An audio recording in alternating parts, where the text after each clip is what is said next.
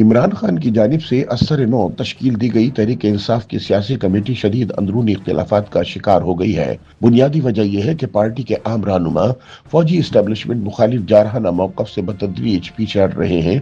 اس اختلاف کا مرکز خیبر پختونخوا کے وزیر اعلیٰ سہیل آفریدی ہے، جو عوامی سطح پر اینٹی اسٹیبلشمنٹ موقف اختیار کرنے سے گریزاں دکھائی دیتے ہیں۔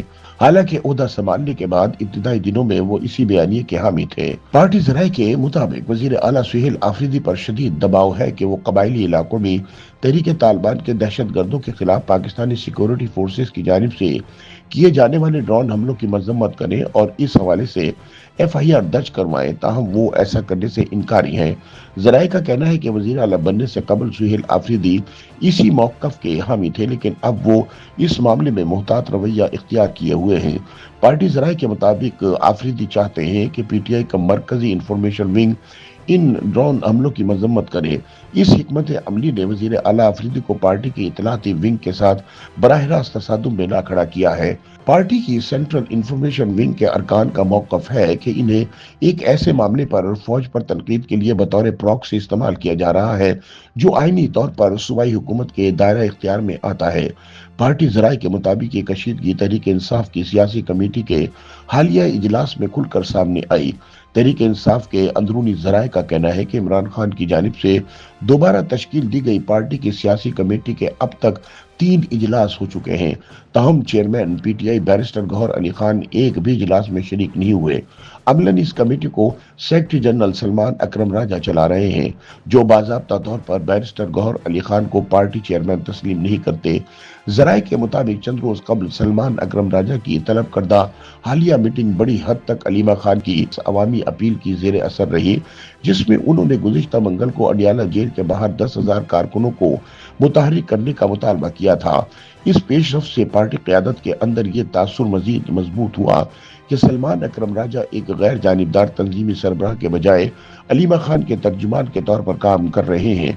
ذرائع کے مطابق اجلاس کے دوران ارکان نے نشاندہی کی کہ ایک سابقہ اندرونی مفاہمت کے تحت اڈیالہ جیل کے باہر اجتماعات کی ذمہ داری منگل کے دنوں میں باری باری خیبر پختونخوا اور پنجاب کے درمیان تقسیم تھی۔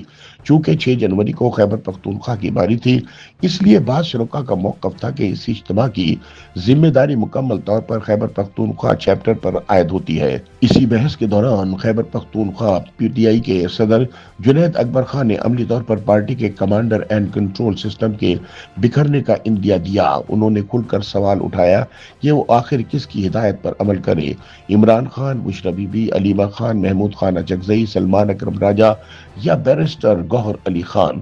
اس موقع پر جنید اکبر نے واضح کیا کہ مالی وسائل کے بغیر بڑے اجتماعات کو منظم کرنا عملاً ناممکن ہے۔ انہوں نے نشاندہی کی کہ سابقہ انتظام کے تحت علی امین گنڈاپور ذاتی طور پر قانونی امداد، زخمی کارکنوں اور زیر حراست افراد کے اہل خانہ کے لیے مالی وسائل کا بندوبست کرتے تھے، تاہم اب یہ مالی معاونت ختم ہو چکی ہے۔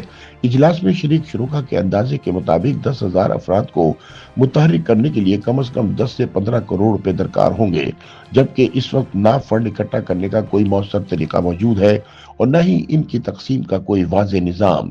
ذرائع کے مطابق جنید اکبر نے عملاً ہاتھ کھڑے کر دیے اور واضح پیغام دیا کہ مشاورت، وسائل اور اختیارات کی واضح تقسیم کے بغیر خیبر پختونخوا سے طے شدہ تعداد پوری کرنے کی توقع نہیں کی جا سکتی۔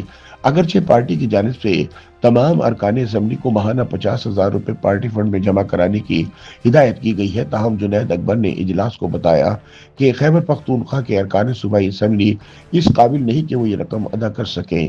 اس بیان پر اجلاس میں شریک بعض دیگر ارکان شدید برہم بھی ہوئے۔ یہ تمام پیش رفت تحریک انصاف کے اندر ایک گہرے بحران کی نشاندہی کرتی ہے، جہاں سینئر رہنما اپنے سابقہ موقف سے پیچھے ہٹتے دکھائی دے رہے ہیں۔ تنظیمی اختیارات منتشر ہو چکا ہے اور سیاسی کمیٹی اجتماعی فیصلوں کے بجائے اندرونی اور بیرونی دباؤ کے تحت چلتی نظر آتی ہے۔ ایسے وقت میں جب پی ٹی آئی کو شدید سیاسی اور قانونی دباؤ کا سامنا ہے، اندرونی ذرائع خبردار کر رہے ہیں کہ قیادت کا دوسروں کے پیچھے چھپنا بیرونی چیلنجز کے مقابلے میں کہیں زیادہ نقصان دہ ثابت ہو سکتا ہے۔ YouTube पर गूगली न्यूज देखने के लिए youtube.com की सर्च बार में गूगली न्यूज टीवी टाइप करें। गूगली न्यूज के पेज पर सुर्ख रंग के सब्सक्रिप्शन वाले बटन पर क्लिक करना ना भूलिए। YouTube पेज पर अपलोड होने वाली वीडियोस से बाखबर रहने के लिए बेल आइकन पर क्लिक कीजिए। आपको हर नई वीडियो के बारे में नोटिफिकेशन मौसूल हो जाएगा।